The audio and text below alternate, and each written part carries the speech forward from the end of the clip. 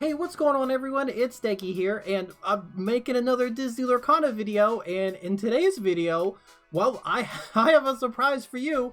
If you haven't seen it already, we actually have about 13 new cards for the upcoming set for Disney Lorcana. So we have the first chapter right now, and that's just our first set, our base set, and we haven't even had it for that long, like, considering. But today it's September 12th. We just got news of some new cards for the second set, which is called Rise of the Floodborn, which is really cool because, again, I mention this all the time. I just want to throw it out there.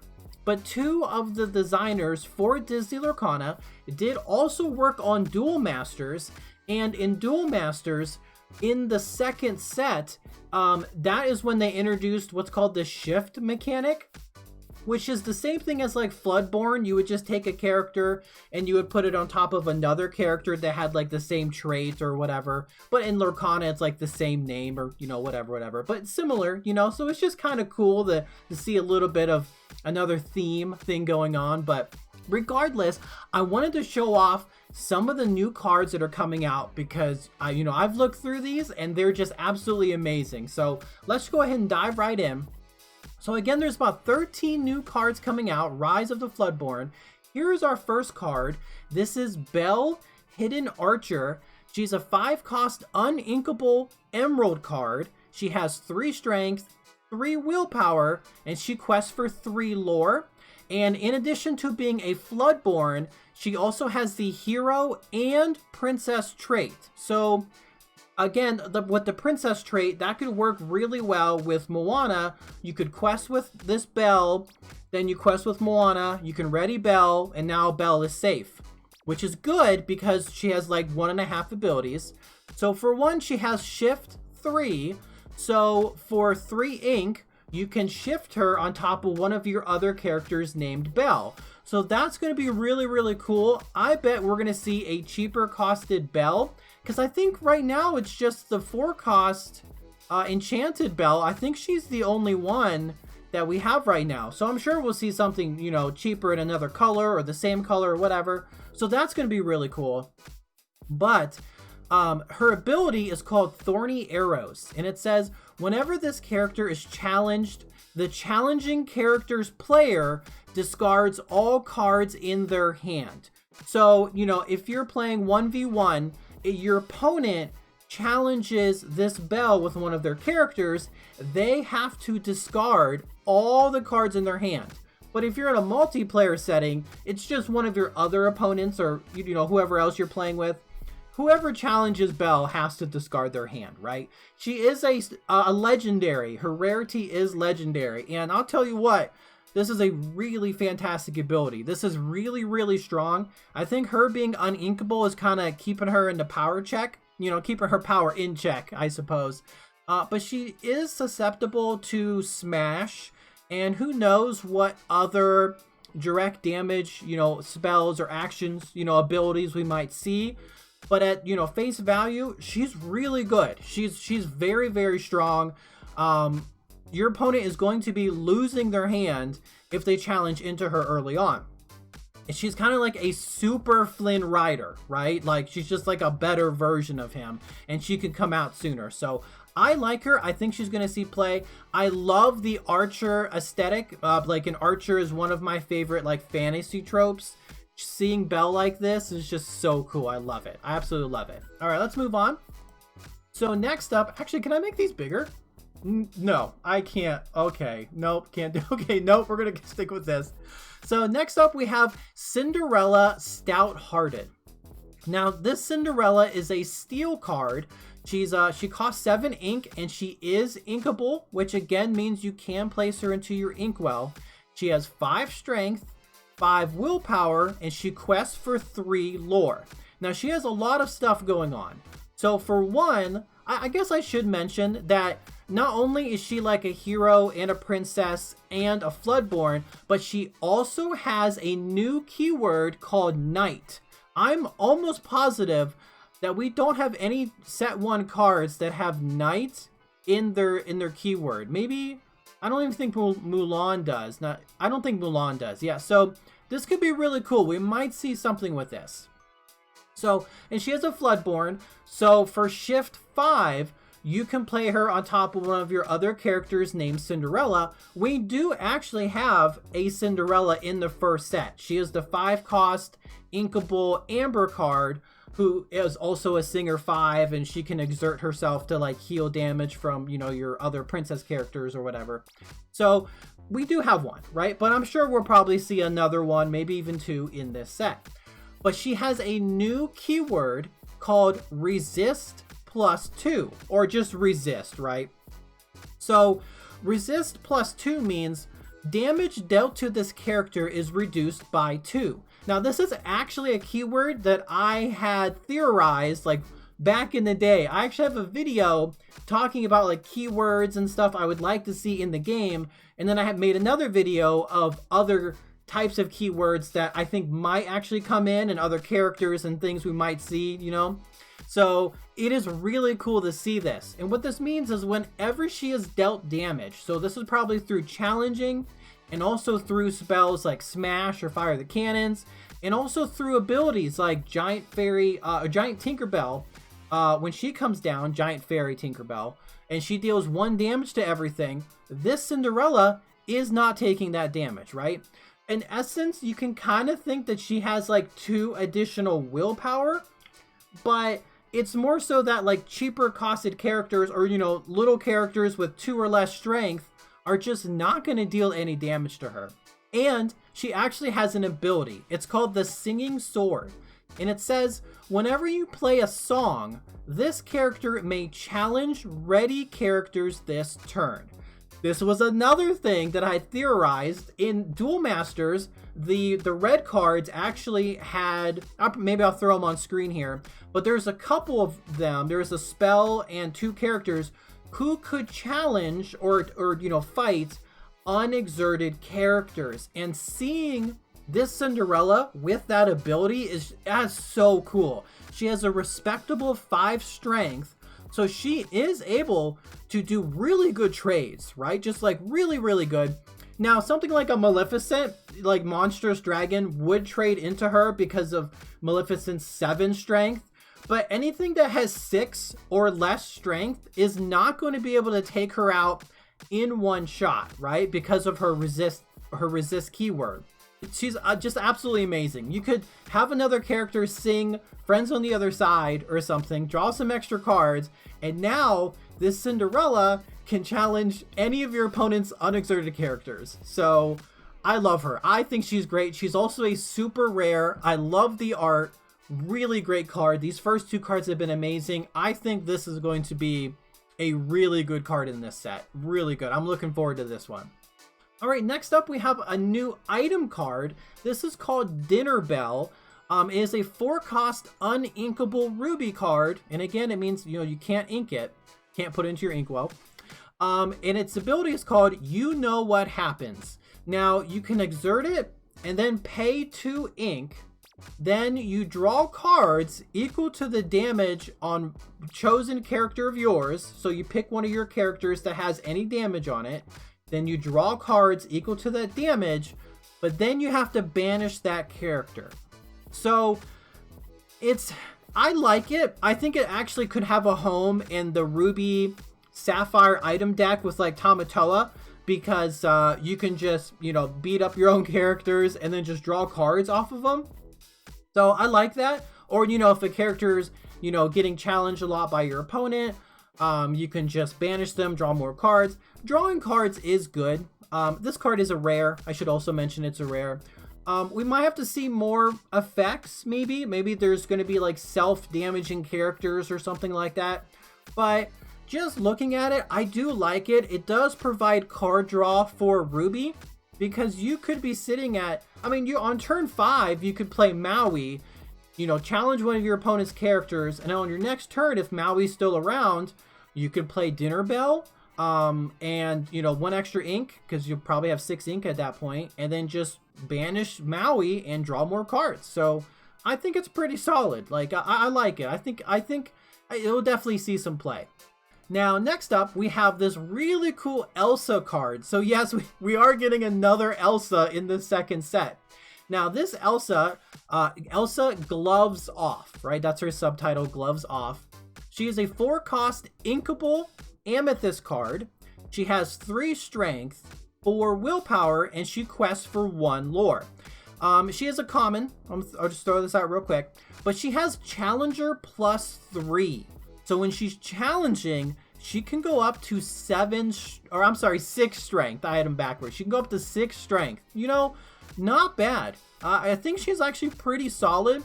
She has 1 less strength than the other 4-cost Elsa, but she can challenge up to 6 strength. So if you were to play either one, I would probably play this one. I honestly feel like this one's a little stronger, especially in like a limited format. I think she's a monster in limited. Being able to challenge like way above her level is just really good. As a whole, like I think she's okay, right? I think she's an okay common. I wouldn't be upset like playing her, right? If we see like another Elsa or something with challenging, you know, I'm not sure, but I mean she's an okay card, right? She's like Jafar, right?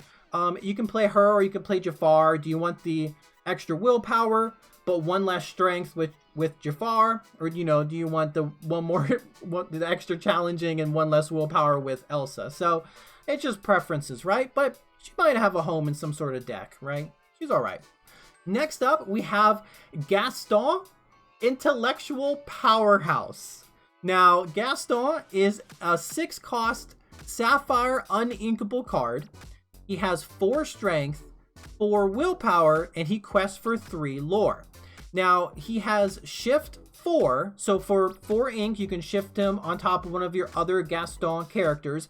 And as of right now, we do have another Gaston character. We do have the 2-cost Ruby one. I'm sure we'll see another one that maybe is a little easier to stick around on the board instead of like a Reckless, but we still have one, right? Now his ability is called Developed Brain. It says when you play this character, look at the top 3 cards of your deck. You may put 1 into your hand, put the rest on the bottom of your deck in any order. I actually really like this ability. I think it's really cool. He replaces himself with a card of your choice, right? And I think that's really good. Now, if we do have some sort of bounce effect, you could bounce him back into your hand. And we do have bounce effects. I mean, actually, in Emerald, you could just play, you know, not do it again, but Mother Knows Best on your own Gaston, bounce him back to your hand, and use his effect again if that's something you want to do, right? That's definitely an option.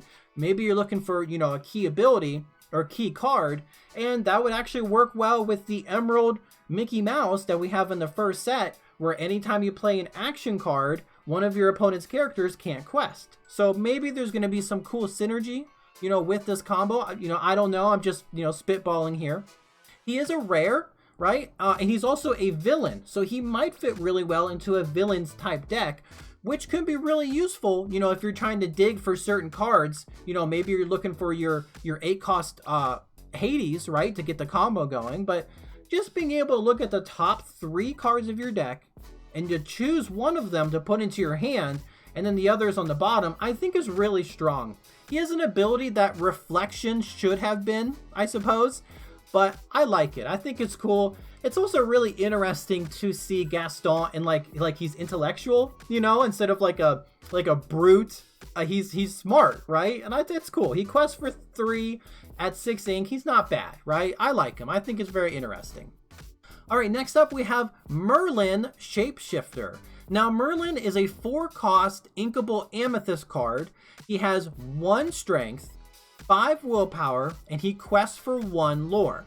His ability is called Battle of Wits, and it says whenever one of your other characters is returned to your hand from play, this character gets +1 lore this turn.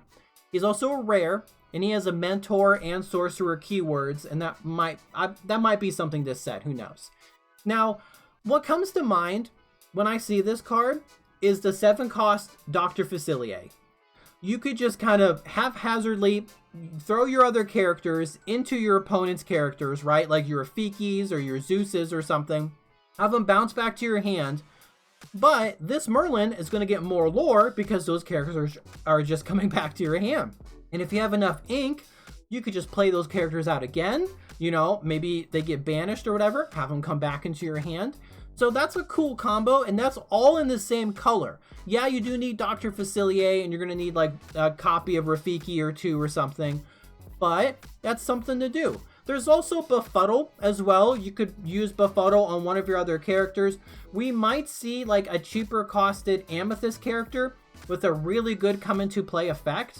I mean, we do have Maleficent, but she's a 3 cost. And, you know, Maleficent, where she comes into play, you can draw a card. That's really good, but she's just outside of range of Befuddle. We need something like a Timon, where when the character comes into play, it does something. You know, maybe it pings for 1 damage, or maybe, you know, maybe it does let you draw a card, but maybe it's uninkable or in, you know, 2 cost or something. I don't know, but I think there's something here. He is a rare, so there might be some bounce mechanics. I mean, we already have it in Emerald as well, but I don't know, right? I don't know. We'll see. I like it. I like the art. I think he's cool, but, you know, again, we'll need to see some really cool interaction. I mean, most turns he can probably quest for at least 2 lore, which isn't terrible, but there could be times when, you know, you can get 3 if you set it up properly. So we'll see, right? We'll see. All right, next up we have a Mickey Mouse, and this is Mickey Mouse Friendly Face. Now, this Mickey Mouse is a 6 cost inkable amber card. He has 1 strength, 6 willpower, and he quests for 3 lore. Now, he has 1 ability. It says, Glad You're Here. And it says, whenever this character quests, you may pay 3 ink less for the next character you play this turn. He is a super rare, and he does have the hero trait, so we might see something, but holy moly, this is a good ability. This is so good, right? If you have 2 Mickey Mouses in play, then you can quest with both of them. You'd get 6 lore, and then the next character you play would cost 6 less. That's absolutely insane. And not just with 2 of them, right? If we just do 1, that 3 or less it's incredible. That is so good. I don't know. I think this is going to be a really good card for Amber. Just being able to play a character for 3 ink less is phenomenal. We already see how good Lantern is, and that's just an exerted item that is for 1 less ink. But imagine that ability, but ramped up, but on a character that's inkable, and can get you a whole bunch of lore. He's kind of like Tinkerbell, in a way. Tinkerbell is just so good, right? That's such a good super rare. You know, you just put her in your steel decks and you just basically profit. I think that's what's going to happen with this Amber Mickey Mouse. He doesn't really have a downside, right? I mean, he is higher costed, sure, you know, but I mean, if you're able to, you know, you can get him into play sooner, you know, with stuff like Lantern, right? Or you can play Sapphire and get some, you know, extra ramp and then get this guy into play sooner. This is a good ramp target, I'll tell you what, because then he is a ramp target, or he helps you ramp into your other characters. So I like it. I like him a lot. This is gonna be good. You know, I bet that the ink discount also applies to the shift cost. If Lantern does, I don't see why this wouldn't either. So you can get some shifted characters out cheaply as well. I like that. I think this is pretty good. This is a good card. Absolutely good card. Definitely something to look out for, you know, in this set, I believe. Like a chase card, go for this Mickey Mouse. All right, next up we have Raya, Warrior of Kumandra. It's been a while since I've seen this movie. I'm gonna be real with you. It's Raya. I think it's Raya. It's not Raya. I always say Raya, but I'm pretty sure my kids have told me it's Raya. So we have Raya, Warrior of Kumandra. Yeah, you know what I mean. And she's a 4 cost inkable ruby card. She has 5 strength, 3 willpower, and she quests for 1 lore. And she is uncommon, but she's also a hero and a princess. Now, we've seen this exact same stat line before, and it's on Scar, Fiery Usurper. But I'll tell you what, this art is really good. I actually really, really like this art. I think it's on a playmat as well. I'm not 100% certain. I think Winnie the Pooh, no, it's just Winnie the Pooh and the Beast, and we'll go over those when we're done. But I just like the art. I think she's cool. She is uncommon, and I think Scar Fiery Usurper isn't uncommon. I think he's just a common. I could be wrong, actually. You know what? I sorted all my Lorcana cards right next to me, and I'm actually just shuffling through them right now to see if he is common. I just found him. He is common. So, and again, they have the same stats. So I wonder why, you know, Raya is uncommon. I bet there's a shift for her. Something that she shifts into. So maybe just her base form is just uncommon versus common. I don't know. That's my guess. She has okay stats. You know, I'm still a big fan of Scar Fiery Usurper. I still like the Scar used with the pocket watch, right? But there could be better targets now, and plus you have Maui, which is basically both combined. But either way, she's okay. She's an okay card. She has good stats, really good in limited, right? 5 strength is nothing to sneeze at. All right, next up we have the Queen Commanding Presence. Now the Queen is a 5-cost inkable amber card. She has 4 strength, 3 willpower, and she quests for 2 lore. Now, she has 1.5 abilities. She has Shift 2, so for only 2 ink, you can play her on top of one of your other characters named the Queen. And then her ability is called Who is the Fairest? And it says, whenever this character quests, chosen opposing character gets -4 strength this turn, and chosen character gets +4 strength this turn. She is a super rare, and she is a villain and a queen. So because she is an inkable villain, I bet she definitely will see play in a villain's deck, like with Hades, because a lot of the villains that we have are uninkable. I mean, we do have like the 1-cost Maleficent, then of course you have the 4-cost Hades, and then the big Hades, right? So you're already running a lot of uninkables, but having a 5-cost inkable villain, I think is going to be really handy. Also, the Shift 2 is really, really interesting. Are we going to see like a 1-cost queen where on your second turn you can shift? I wonder. Or is it just going to be one of those, the queen already is kind of expensive. We already have the amethyst one from the first set who also costs 5 ink. And now we have this one who also costs 5 ink. Maybe 2 ink is just like the least amount they can make for a shift target. So you just have to shift for 2 on, you know, on top of your 5-cost characters or something. I'm not sure. But if we see a really cheap queen, that'll be pretty cool. Now, ability wise, I do like it. I think it's okay. You can give an opposing character -4 strength. Now, if your opponent has an exerted character that you really want to take out, then yes, you know, if you have an extra character yourself, this could be really, really good. I mean, if you have 2 queens in play, that could be really handy. But it also is really good with like Rush. So you can play your Rush character, quest with the queen, give an opposing character -4 strength, and then give your Rush character +4 strength. That could turn something like a Rafiki into a 7 strength monster who's going to take out basically anything on the field. And that's not terrible. That's pretty good. I do like that. You can also do Maui or something. Make him have 9 strength, which would be good for taking out stuff like Cinderella, you know? But of course, not Maui, but Rafiki could do that anyway. So, but regardless, I don't think it's too bad. It's kind of like the Sapphire Scar, where when he comes into play, you -5 an opponent's strength, but it's only for that one turn and just that one time. But this is a reusable effect, and it also boosts your another character. So I think in a very, you know, aggro style deck, and we have seen like Amber Amethyst like an aggro, I think this is good. I think this is pretty good. You know, maybe this is the sort of like removal that like Amber and Amethyst have, which is all about challenging, and this would help you with that. So, you know, as I think about it, I think she's pretty solid. I mean, I like Mickey Mouse more as a super rare right now, but for an inkable 5-cost with a really good effect that affects 2 characters, I like it. I think she's not bad. Next up, we have another item. I don't know how I feel here. Okay, we have the Sorcerer's Spellbook.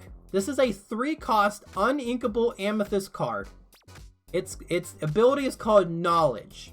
You exert it, you pay 1 ink, and you get 1 lore.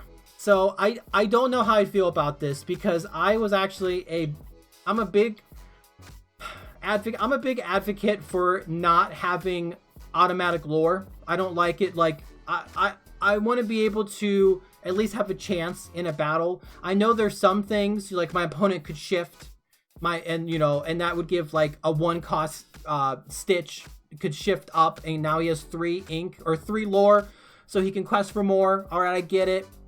You can play Eye of the Fates. That's another thing, right? But a character has to quest for that as well.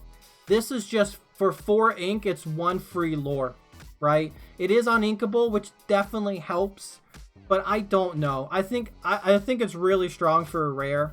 It does take the place like of a character, but your characters are meant for questing, and if I can play like a 4 cost character that can quest immediately, right, I would just play this. This is that 4 cost character, so I think it's really strong. I think it's really strong. I think we'll see more item hate. I mean, we already play the Beast. If you're running Steel, you should play the Beast. Just play the Beast, hard-headed, where he banishes an item.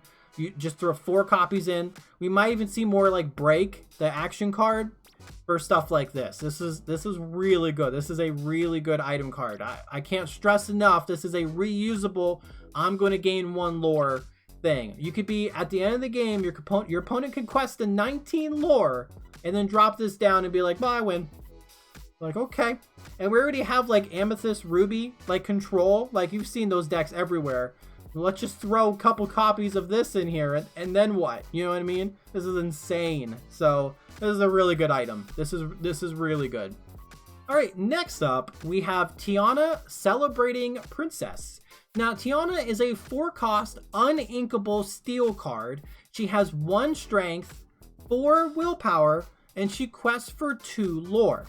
Now she has 2 abilities. She has resist +2, which is what we've seen on the Cinderella already.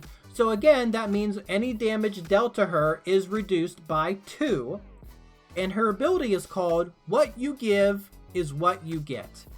It reads, while this character is exerted and you have no cards in your hand, opponents can't play actions. And that's opponents, right? That's everybody. She is a super rare.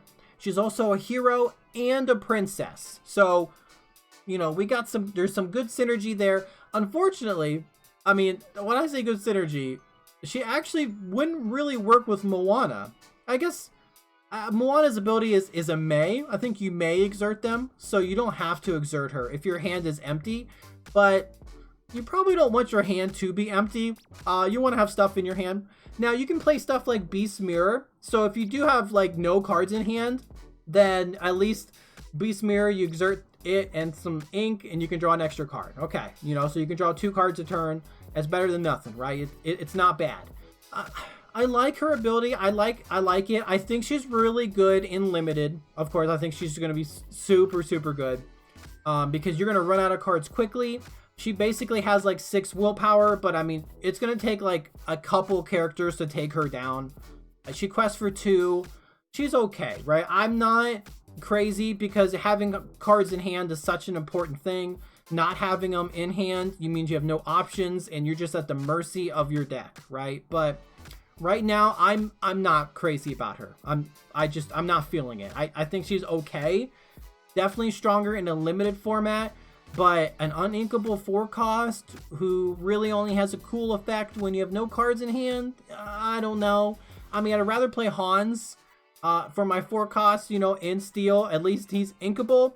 He can quest for 2 lore. He has 3 strength, 3 willpower, and he can ping something for a damage. So, I don't know. I'm just kind of I'm not impressed right now. I'll say that. I'm just kind of, I have to see more. I'm just not impressed. Now, this guy, next up we have Winnie the Pooh, Honey Wizard. Winnie the Pooh is a 5 cost inkable amethyst card. He has 5 strength, 5 willpower, and he quests for 2 lore. He is a common, and his traits, he has hero and sorcerer. He's also a Dreamborn, right? Because I mean, if you see this art, this is actually a playmat. This is so cool. I really, really like this. The honey is swirling around. He has really impressive stats. Like, He's better than like Jumba Jakiba. At the same cost, he has 1 more strength than Jumbo Jakiba, and you quest for the same amount. This is a solid card, like really good in limited. First of all, and only a common. This guy's super good. Even in constructed, he has some really good stats, right? Now, like Cerberus, at the same cost in steel, does have 1 more willpower, but he also quests for 1 less lore, I guess. But this Winnie the Pooh, you know, quest for 2. He trades with Maui, right? He trades with Aladdin. That's another thing. Heroic Outlaw Aladdin. I like him. I'm really impressed by this card. I think, yeah, sure, he's like bland, right? There's nothing, you know, really special, I suppose. Like, he's just vanilla. But his stats are impressive. I like him. Again, I think he's good. I think he's a pretty solid vanilla card. All right, next up, we actually have an action song card. This is Zero to Hero. Now, this is a 2-cost uninkable amber card. And because it is a song, a character with cost 2 or more can exert themselves to sing it for free. Now, what you do is a cool ability. You count count the number of characters you have in play. You pay that amount of ink less for the next character you play this turn. So that's pretty good. So what you could do is, you know, you can turn 2, like turn 1, turn 2, you put your characters in play, right? You could do 1, 2, 3. So at the, we'll say best case scenario, you do, you know, on your second turn, you put 2 other 1-drops in play. So you have 3 characters in play. Oh, that's not going to work. No, the best thing is going to do is like turn 1 Lilo, turn 2 Simba, turn 3, you have Simba sing this card, right? So he's exerted, he's protecting your Lilo. You have 2 characters in play. The next character you play is going to cost 2 less. You're going to have 3 ink in play. You could play a 5-cost character now because it is going to be discounted by 2. So this is sort of like another just-in-time. However, it is a just-in-time that you can sing. So, because there are times when you're holding just-in-time in hand and you can't get rid of it. It's just stuck in your hand. But at least with this card, you can have a character sing, get a discount on a character, and play that character. For only uncommon, because this card's uncommon, I think this is a really strong card. I think this is really good, especially in like a Stitch deck or something. That's insane. You know, you can even have Stitch or, you know, sing this card and then play a character for free if you need to draw more cards or something. That's also an option. I'm glad it's uninkable. I think this is a really strong card, especially if you have multiple characters in play. But even if you only have 3, you're getting the same effect as the Mickey Mouse. And come to think of it, if you have 3 characters in play early on, you can have, you know, a 2-cost character sing this song. Then if with 3 ink or something, you could play the 6-cost Mickey Mouse, the new one, who can exert himself to make your other characters cheaper. That's pretty good. I like where this is going, but this is a good card. This is good. This is definitely a good card. I really like this one. Definitely, it has good art too. Really good art. Definitely look out for this card. All right, and I think that's actually all 13 of the new cards that have been spoiled so far. Now let's take a quick look. I know it's not all of a sudden it's white. Let's just go ahead and close this. I do think that's everything. Oh, I wanted to talk about this real quick. We do have some images of some new enchanted cards. So first you see the Mickey Mouse I was just talking about. He's going to have an enchanted version, and you see him right here on the top left. Then you have Elsa. I love this Elsa. I love this art. This is really good. But yeah, it's the Elsa we talked about, just that common one, right? She has a little, oh wait, these aren't enchanted. I take that back. These aren't enchanted. These are special Disney 100 cards. It says Disney Lorcana Disney 100 Edition, on the other hand, includes reprints of 6 popular cards from the game's launch set, the first chapter, but with all new art. Oh, these 2 are not from the first chapter. These are from the second one. With all new art and by artists at Walt Disney Animation Studios. Oh, okay. Well, cool. This is how I learned. I thought these were Enchanted, but they're not, because I noticed the Disney 100. So these will come. The collectible release comes with 4 rides and. Oh, okay. So it looks like you can get these in a special little like box that's going to come out when this set comes out.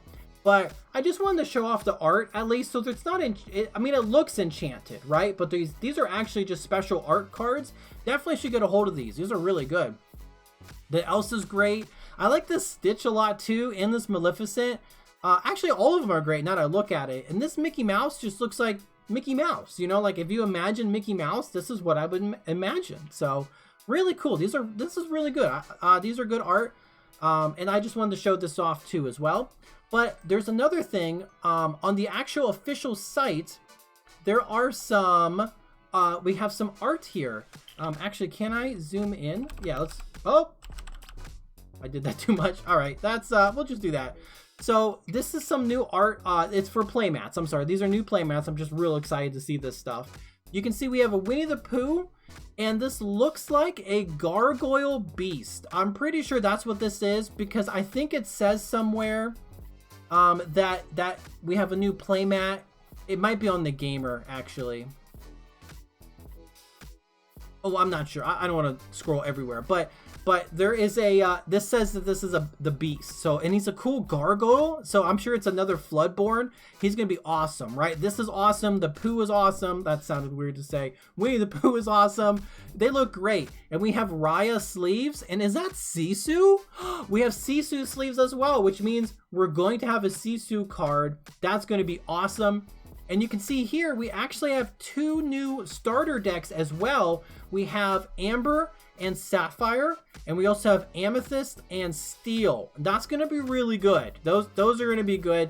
It looks like Tiana is the super rare here in the Amethyst and Steel, and the Queen is the super rare in the Amber and Sapphire. And we went over those cards, right? So we're not going to get a surprise there, but who knows what we're going to see. This is crazy.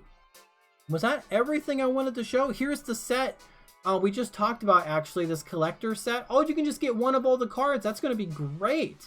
Yeah, that's going to be awesome, especially if you're a collector. Definitely pick this up, because it also comes with 4 packs. So you can get the box, all the sweet art, and 4 packs. These are going to be worth a bit. I'm telling you what. But if you're a collector, definitely get your hands on these. These are great.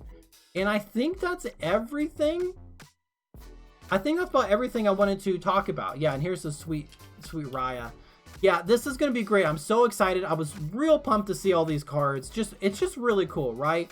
Raya is was one of my favorite movies. I'm not like the biggest Disney fan, right? You know, I'm not. I watch it, you know, if my kids watch it or whatever. But Emperor's New Groove and Raya and the Last Dragon, those are good. I like those movies. So really cool to see her in the set.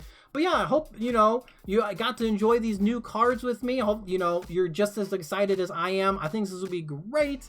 The new set comes out, and it's going to be a little bit, right? I think it's like late November, early December, right, is when the second set's going to come out. So we have plenty of time, right? Plenty of time to enjoy the first set, get those cards when they come out. We're just going to enjoy it, and then the second set's going to come out, and it's going to be fantastic. So, but hey, let me know what you think. Let me know what your favorite card is.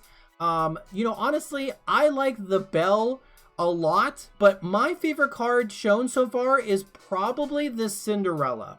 I really like this Cinderella. I think the art's really cool. I love her ability. The Resist, she's a shiftable card, and she can sing as well, right? I'm not sing, but she can sing. But the singing sword where she can challenge exerted characters, I love it. That's my favorite. And then, of course, I do really like, Mickey Mouse, of course. This guy's amazing. But Raya, I love the art on this one. So, but hey, it means a lot. That, for you stopping by and taking a look, it just means a lot. So you stay safe out there. Make good decisions. I'll see you in the next one. Okay, bye.